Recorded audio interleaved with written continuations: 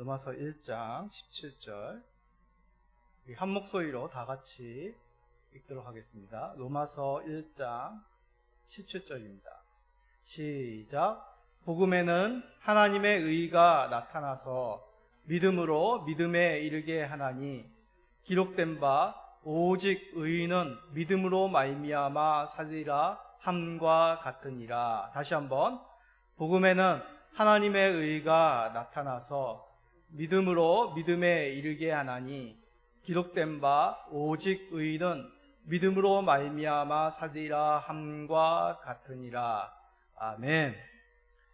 로마서 1장 17절의 말씀을 가지고 오늘 오직 믿음과 선행이라는 제목으로 함께 말씀을 나누고자 합니다.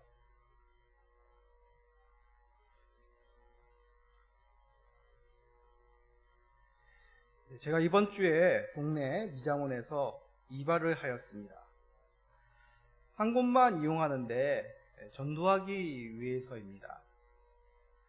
제가 목사인 것을 아시고 교회에 대해서 이런저런 이야기를 나누었습니다. 그러시면서 혹시 하나님의 교회라는 곳을 아냐고 그 미장원 원장 선생님께서 물어보셨습니다. 그곳이 이단이란 것을 알려드리고 왜 이단인지 설명을 해드렸습니다. 바르지 못한 믿음을 가지고 있기 때문에 잘못된 종교관으로 교주를 믿고 있다고 설명하였습니다.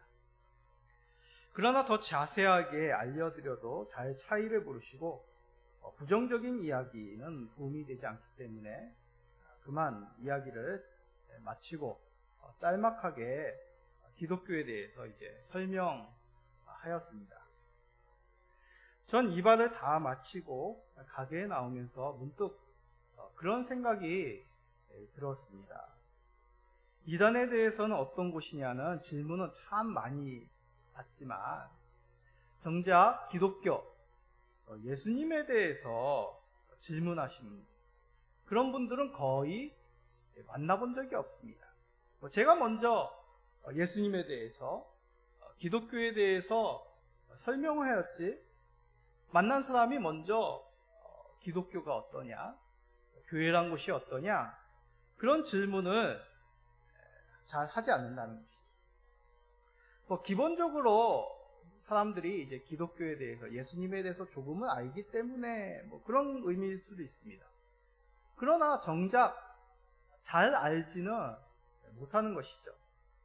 아니, 신앙생활을 오래 하였던 이제 성도님들 중에서도 기독교에 대한 핵심을 잘 알지 못하는 경우들이 있습니다. 그런 상황에 딱 필요한 말씀이 바로 사도신경인 것이죠. 사도신경은 우리들에게 믿음의 대상이 누구신지를 알려주는 그 성경의 내용을 잘 요약한 교리라고 하였습니다. 이 사도신경을 통해서 우리는 바른 믿음을 가지게 되는 것이죠. 우리가 사도신경을 알아야 되는 이유, 바로 바른 믿음을 세우기 위함입니다. 그러면 더 근본적인 질문인 바른 믿음을 가져야 될 이유가 무엇인 것이죠? 왜 우리는 사도신경과 같이 성경에서 말하는 바른 믿음, 그것을 가져야 되냐는 말입니다. 우리가 사도신경에 대해서 14주 동안 설교를 들은 이유가 바로 그런 것입니다. 죄에서 구원할 방법이 무엇인지를 사도신경을 통해서 우리가 배웠다는 것이죠. 참 중보자이신 예수 그리스도와 이를 보내신 우리 주 하나님, 그리고 이를 깨닫게 하시는 우리 성령님에 대해서 우리가 사도신경을 통해서 배웠습니다. 사도신경의 내용으로 바른 믿음을 가질 때 우리는 구원을 얻게 됩니다. 이렇듯 바른 믿음은 우리에게 구원을 허락해 주십니다. 이 내용을 우리와 더 깊이 연관지어 한번 생각해 봅시다. 바른 믿음이 어떻게 우리에게 구원을 주시는지, 더 구체적으로 그 믿음이 우리에게 어떠한 삶을 허락하는지를 우리가 오늘 말씀의 시간을 통하여 깨닫기를 소원합니다. 그러므로 사도신경의 내용을 믿는다는 것이 우리에게 얼마나 풍성한 큰 유익을 주는지를 우리 모든 성도님들이 깨닫고 더욱 믿음이 굳건해지기를 간절히 소원드립니다. 먼저 바른 믿음은 우리에게 의와 생명을 줍니다. 한번 따라해 볼까요? 바른 믿음은 우리에게 의와 생명을 줍니다. 바른 믿음은 우리에게 의와 생명을 줍니다. 우리에게 의와 생명을 줍니다. 아멘. 의와 생명은 누구에게 있겠습니까? 하나님에게 있죠. 세상에서는 의로움을 찾을 수 없습니다. 참된 생명이 줄 수 있는 존재를 찾을 수가 없는 것이죠. 하나님께서만이 우리에게 의와 생명을 주실 수 있습니다. 믿으십니까? 그런데 사람들은 생각합니다. 세상 사람들은 나름대로 이것이 의다, 이것에서 생명과 만족을 얻을 수 있다, 그렇게 생각하는 것이죠. 그러나 이 모든 것은 다 거짓되고 헛됩니다. 의와 생명을 주는 것이 아니라 불의와 죽음만을 안겨줄 뿐이죠.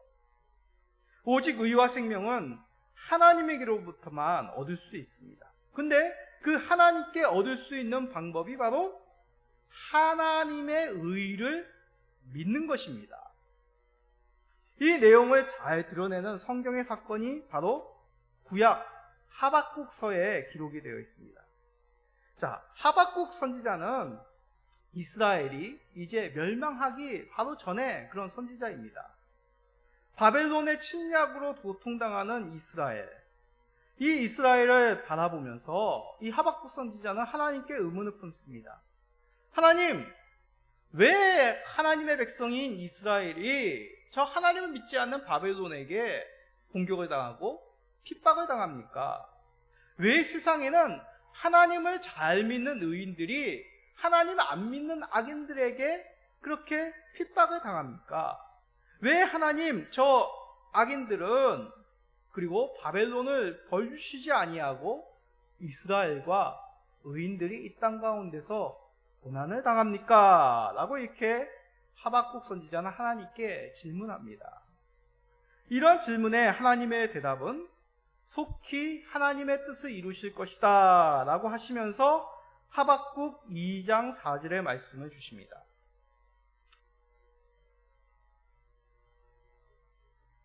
저 PPT 마우스를 이쪽 화면으로 옮겨주세요.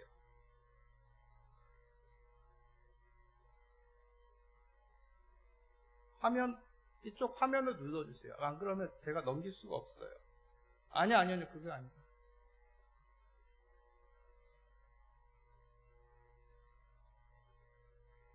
눌러주세요. 이쪽 화면을 눌러주세요.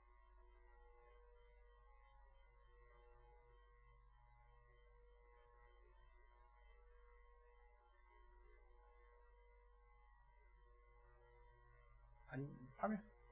그 마우스 움직이. 됐어요. 죄송합니다. 마우스 건드리면 안 돼요. 하박국 2장 4절 우리 다 같이 읽어봅시다. 시작.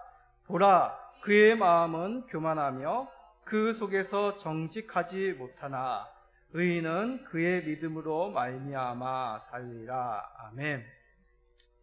하박국 선지자 당시 바벨론이 강포하고 이스라엘 백성들, 하나님의 백성들을 핍박하였습니다. 압제하였습니다. 그리고 세상을 보니 악인들이 자신의 힘과 능력으로 떵떵거리며 살아가는 것입니다. 눈에 보이는 것은 그렇죠.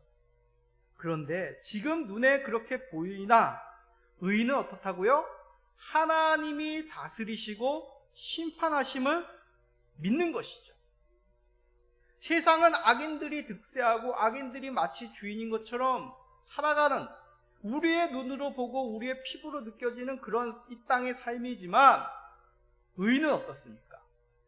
그것이 아니라 하나님이 이 땅을 다스리시고 의인에게 구원, 악인에게 심판을 주시는 우리 하나님임을 믿는 것이죠. 이것이 바로 의인은 그의 믿음으로 말미암아 산다는 뜻입니다.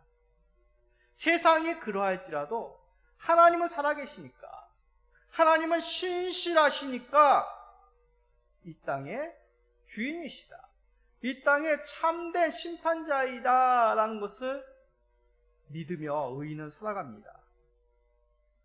그럼 우리는 어떻습니까? 우리가 믿음으로 산다는 것은 무슨 뜻입니까? 마찬가지입니다. 지금은 세상이 득세하는 것 같습니다. 믿음 없이 사는 사람이 이 땅의 주인인 것 같습니다. 믿음으로 사는 사람들이 오히려 미련해 보이는 것이 눈으로 보이는 것이죠. 그러나 믿음으로 사는 것, 하나님께서 의로우시기에 믿음으로 사는 우리 하나님의 자녀들을 보호하시고 구원해 주실 것을 믿는 것입니다. 이 뜻이 하나님의 의가 되심을 믿는다라는 것입니다. 하나님께서 신실하시기 때문에 이 악인들을 심판하시고 믿는 자를 구원하신다는 그 하나님의 의로우심을 믿는 것이죠. 우리에게 의가 있는 것이 아닙니다. 우리는 하나님의 의에 결코 들어갈 수 없습니다. 하나님의 기준에 우리는 이룰 수가 없는 것이죠. 그런데 하나님은 의로우십니다. 하나님이 의로우시기 때문에 그 하나님을 믿고 의지하고 구원하심을 바라는 것이 오직 의인은 그의 믿음으로 말미암아 살리라는 뜻입니다. 그런데 구약의 시대, 이 하박국 선지자와 같은 구약의 시대에 살아가는 사람들은 하나님이 앞으로 이루실 구원을 믿었습니다. 다시 한번 설명합니다. 구약의 믿음의 사람들은 앞으로 하나님이 그렇게 하실 것을 믿음으로 살았습니다. 앞으로 이루실 것이죠. 그래서 하박국은 그런 하나님의 신실하심, 하나님의 듬직하심, 믿음직하심을 그는 믿었기에 이런 하나님의 약속의 말씀에 기뻐하고 춤을 춘 것이죠. 하박국 3장 18절 말씀입니다. 다 같이 읽읍시다. 나는 여호와로 말미암아 즐거워하며 나의 구원의 하나님으로 말미암아 기뻐하리로다. 아멘. 하박국 선지자 그 삶의 현장은 어떻습니까? 바벨론이 이스라엘을 침략합니다. 악인들이 세상을 좌지우지합니다. 그런데 하박국 선지자는 기뻐 뜁니다. 왜요? 하나님이 앞으로 이러한 악인들을, 바벨론을 심판하실 것임을 믿고 하나님이 이 구원의 백성들, 믿음으로 살아가는 구원의 백성들을 건져주실 것을 믿었기에 현실은 녹록지 않더라도 기뻐하며 즐거워한 것이죠. 자신에게 그 구원의 기쁨이 있는 것이 아니라 하나님이 의롭기 때문에, 하나님이 신실하기 때문에 하박국 선지자는 기뻐한 것입니다. 우리는 어떻습니까? 하박국 선지자는 앞으로 이루실 하나님을 믿고 기뻐하였는데 우리는 하나님께서 벌써 이루신 구원으로 우리는 기뻐합니다. 다시 말씀드립니다. 우리는 이미 하나님께서 이루신, 완성하신 구원을 얻었습니다. 하나님이 이루신 구원이 무엇입니까? 바로 복음이죠. 벌써 하나님께서 우리의 죄의 문제를 해결하고 악한 세상에서 구원하셨습니다. 이것이 바로 기쁜 소식인 것이죠. 하박국 선지자는 앞으로 이루실 그 하나님의 신실한 약속을 믿고 기뻐하였는데 우리는 벌써 이루어진 그 복음, 그것으로 말미암아 기뻐하는 것입니다. 로마서 1장 17절 말씀입니다. 복음에는 하나님의 의가 나타나서 믿음으로 믿음에 이르게 하나니 기록된 바 오직 의인은 믿음으로 말미암아 살리라 함과 같으니라. 아멘. 복음이 기쁜 소식이 될 수 있는 것은 하나님의 의로우심이 나타났기 때문에 그렇습니다. 하나님의 의가 로마서 1장 17절에는 뭐라고요? 복음이라고 합니다. 하나님의 의가 복음에 나타났습니다. 복음이 무엇입니까? 복음은 하나님의 약속대로 우리의 죄를 속하실 예수 그리스도가 오셨다는 사실입니다. 그게 복된 사실이죠. 예수 그리스도께서 약속하신 바대로 죄를 이기시고 사망 권세를 이기시고 부활하신 구세주이신 그 소식이 바로 복된 소식입니다. 하나님의 약속대로 우리의 죄를 속하실 그리스도, 그분으로 말미암아 구원받음이 바로 복음인 것이죠. 하나님의 나타나신 의가 바로 예수 그리스도라는 뜻입니다. 그 복음의 주인공이 우리 예수 그리스도라는 것이죠. 우리가 예수 그리스도를 참되게 믿어야 됩니다. 믿음으로 말미암아 사는 것이죠. 예수 그리스도를 믿음으로 말미암아 우리에게 영생이 주어졌습니다. 그러기에 우리가 의로운 것이 결코 아닌 것이죠. 예수 그리스도께서 우리의 죄를 대속하셨기에 우리는 하나님의 의를 얻게 된 것입니다. 이것을 좀 힘든 신학적인 용어로 칭의라고 하는 것이죠. 우리는 죽기까지 죄된 본성, 이런 악한 본성이 있는 연약한 자입니다. 예수님을 믿은 후에도 역시 죄로 말미암아 쓰러지고 넘어질 수밖에 없는 육신을 지니고 있습니다. 그러나 우리의 죄를, 이러한 연약한 우리의 본성을 예수 그리스도의 보혈로 덮어주신 것이죠. 의로우신 예수 그리스도께서 이를 가려주신 것입니다. 그러기에 우리는 여전히 본성은 악하나 예수 그리스도의 의로우심으로 가리워졌기 때문에 칭의, 의롭다고 칭하신 것이죠. 너희들이 의로운 게 아니라 내 아들 예수 그리스도로 너희는 의롭다고 내가 선언할게. 이것이 바로 칭의라는 것입니다.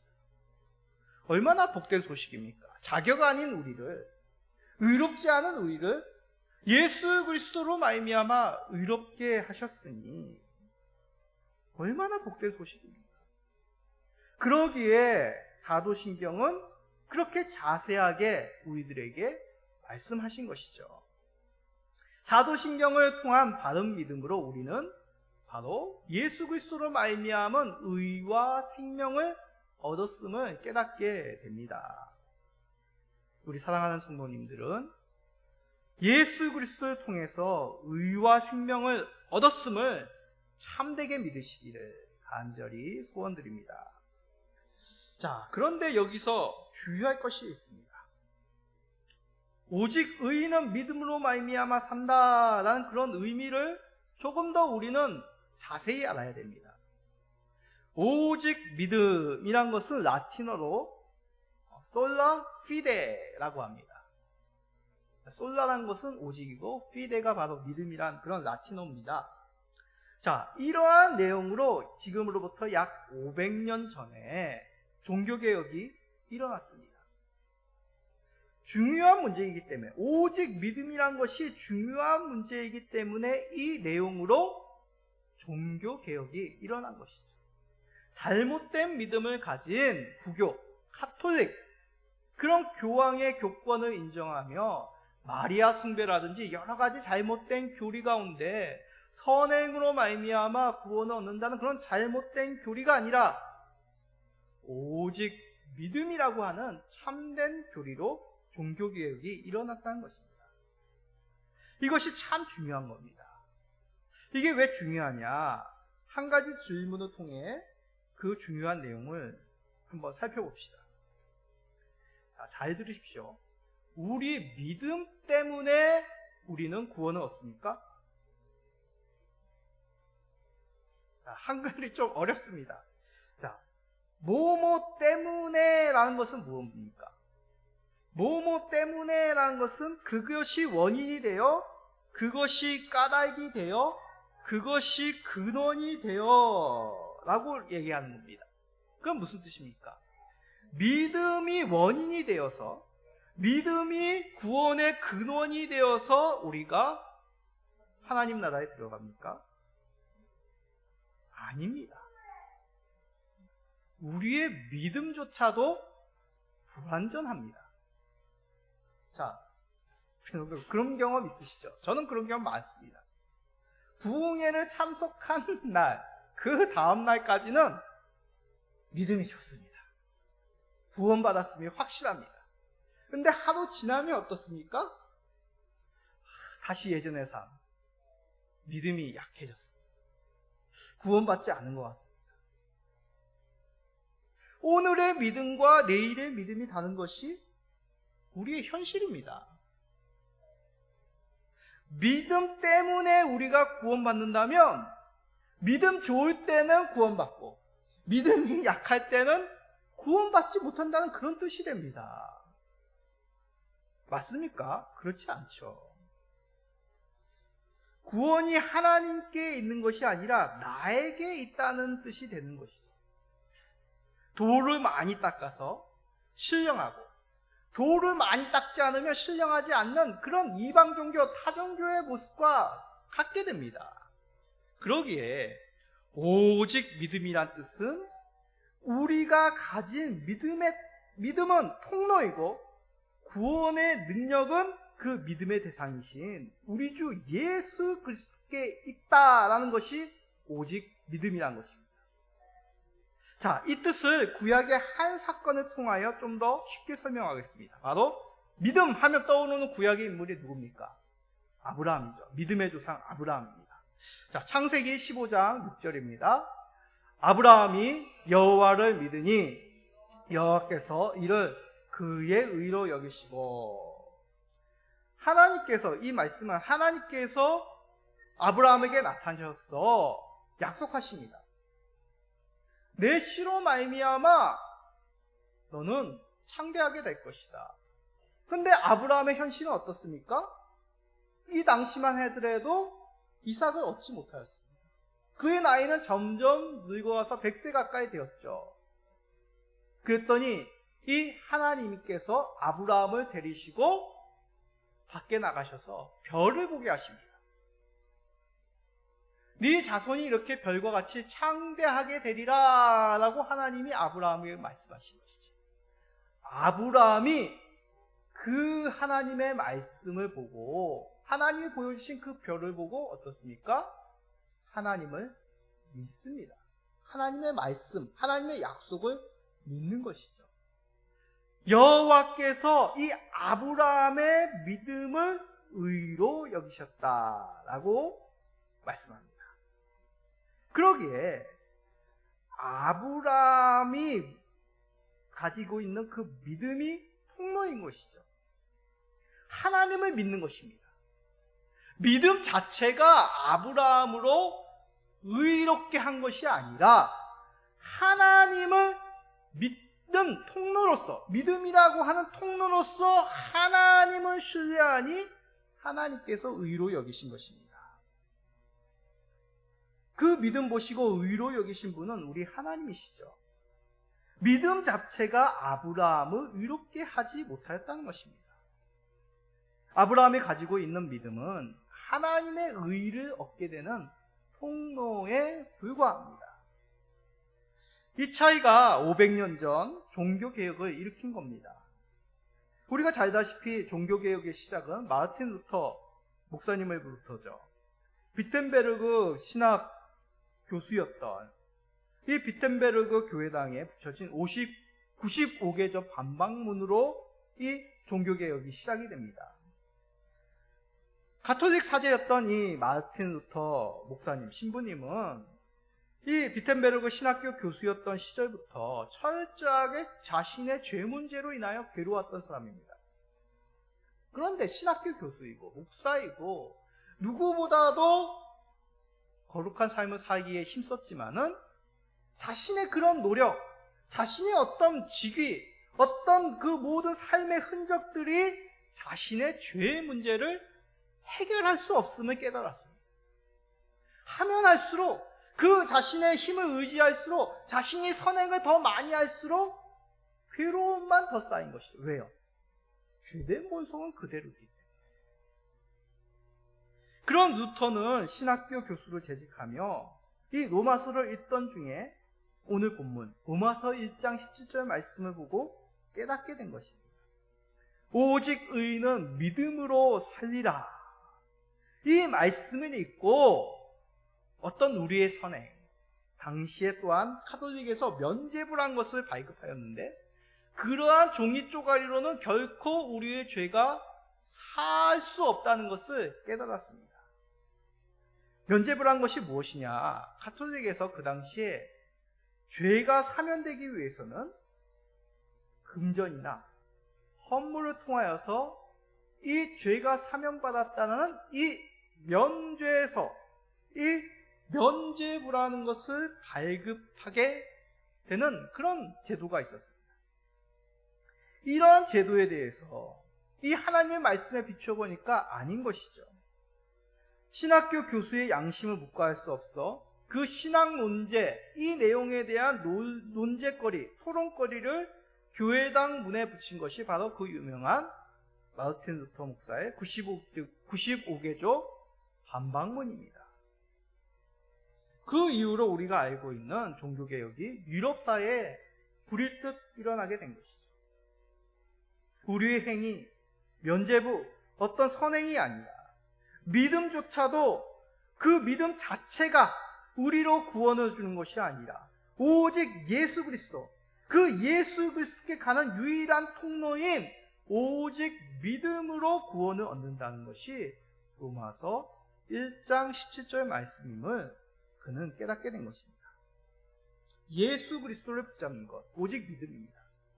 구원의 길이신 예수 그리스도께 가는 그 유일한 방법이 오직 믿음이란 것이죠.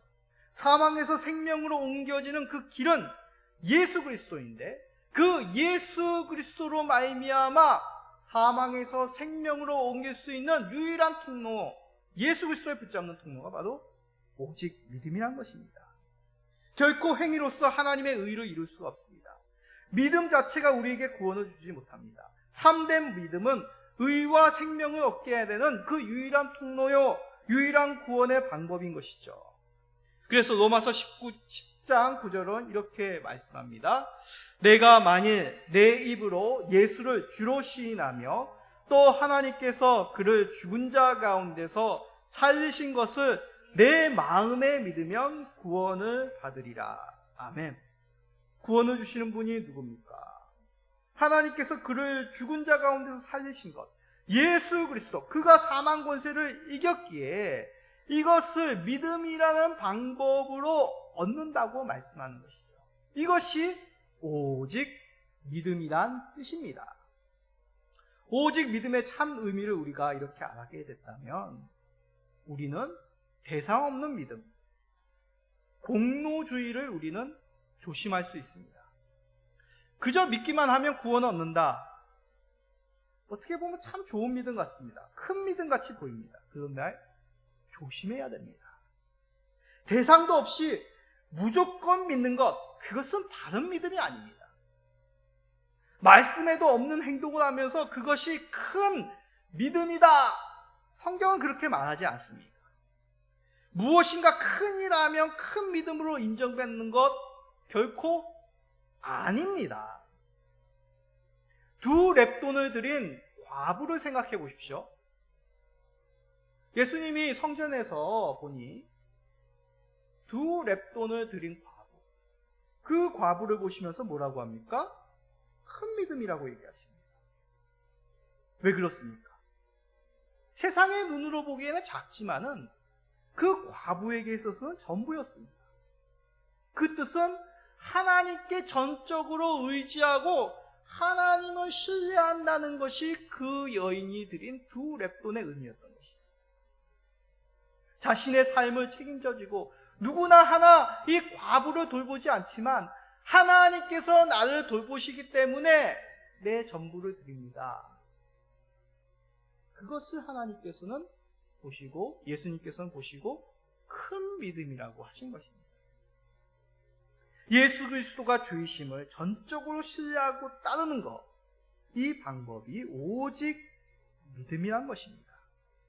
결코 우리의 공로나 선행은 내세울 수 없습니다. 나의 믿음조차도 과시할 근거 전혀 없습니다.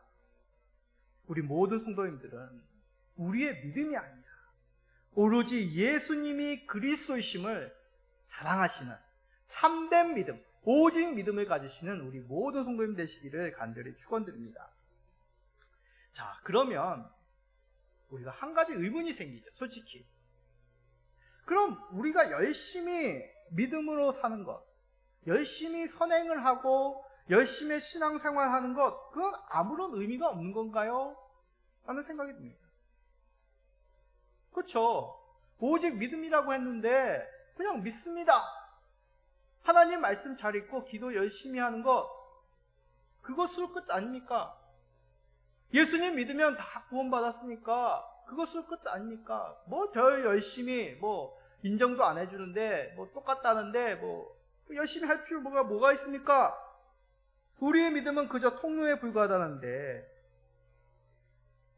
하나님 나라 위해 정말 남다르게 애쓰면 정말 이건 아무런 의미가 없냐, 하나님이 인정해 주시지 않느냐는 의문이 생기기 마련이죠. 이에 대한 올바른 대답은 상급은 상을 주시는 하나님께 달려 있다는 것이 올바른 대답입니다. 상은 누가 주십니까? 우리 하나님이 주십니다. 하나님이 주시는 것. 그러기에 우리는 상을 주시는 분, 그분의 은혜로서 우리는 하나님 앞에 나아가는 것이죠. 자, 이게 무슨 뜻이냐? 말씀을 통해서 봅시다. 디모데후서 4장 8절입니다. 이제 후로는 나를 위하여 의의 면류관이 예비되었으므로 주 곧 의로우신 재판장이 그날에 내게 주실 것이며 내게만 아니라 주의 나타나심을 사모하는 모든 자에게도니라. 아멘. 바울 사도의 고백이죠. 이 디모데후서는 바울 사도의 이제 말년에 쓰여진 서신서입니다. 그의 삶을 쭉 돌아보니까 뭐라고 얘기합니까? 하나님이 나에게 주실 면류관이 있다라고 얘기합니다. 자, 근데 여기서 자세히 우리가 살펴봐야 됩니다. 바울 사도가 바라보는 그 면류관은 어떤 면류관입니까? 자신의 공로? 자신의 삶에 대한 자랑의 면류관입니까? 끝까지 지켰던 믿음에 대한 상입니다. 바울 사도가 어떤 일을 했습니까? 대부분 소아시아 교회에 바울 사도를 통해서 세워졌습니다.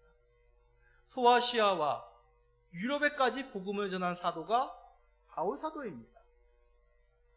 그런데 바울 사도는 자신이 교회를 많이 세웠기에, 내가 복음을 많이 전하여서 많은 제자, 예수님의 제자를 세웠기에 내가 그것을 보고 상급을 주실 줄 믿습니다 라고 얘기하지 않고 뭐라고 얘기합니까?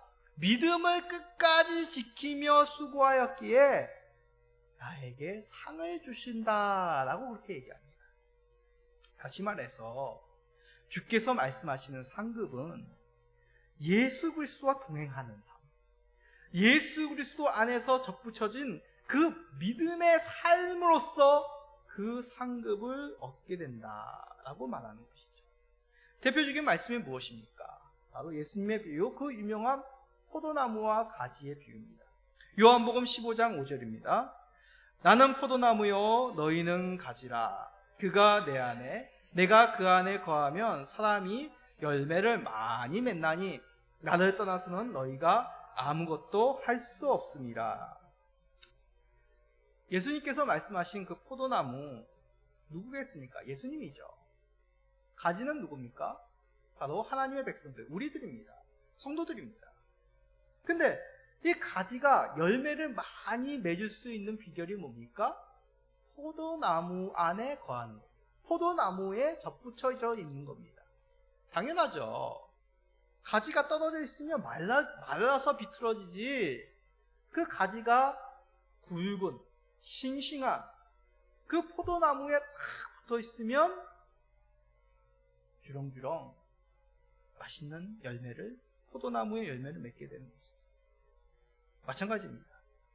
예수 그리스도께 접붙여지는 그 삶이 바로 풍성한 삶이다 라고 말하는 것이죠. 하나님과 연합한 삶이 그것이 풍성한 삶이다 라고 말하는 것입니다. 구약에서도 동일한 말씀이 있습니다. 시편 92편 12절 13절입니다. 의인은 종려나무같이 번성하며 레바논의 백향목같이 성장하리로다. 이는 여호와의 집에 심겼으며 우리 하나님의 뜻 안에서 번성하리로다. 아멘. 이스라엘 사람들에게 있어서 종려나무, 이 레바논의 백향목은 풍성함, 또 견고함의 상징입니다. 이 의인이 풍성하고 견고하게 되는 것, 이 종려나무와 같이 레바논의 백향목같이 그렇게 견고하고 풍성한 삶을 누리게 된 것, 이 나무들이 어디에 심겼음이라고 얘기합니까? 여호와의 전에, 여호와의 집에, 우리 하나님의 뜻 안에 이 나무들이 심겨 성장하였듯이 의인들은 하나님 안에 거하기 때문에, 하나님의 말씀에 심겨져 있기 때문에 풍성한 삶이라고 말하는 것이죠. 예수님의 비유, 바울 사도의 고백, 시편 기자의 찬송에서 우리는 깨닫게 되는 것이 무엇입니까? 풍성한 상급은 그리스도 안에서, 하나님 안에서 성령 충만함으로 누린다는 것을 우리가 깨닫게 됩니다. 자신의 공로, 열심, 그 삶이 중요한 것이 아니라 참된 믿음으로 우리 삼위 하나님과 풍성한 교제를 누리는 것이 결국 하나님이 주시는 상이다 라고 말씀하는 것이죠. 그렇습니다.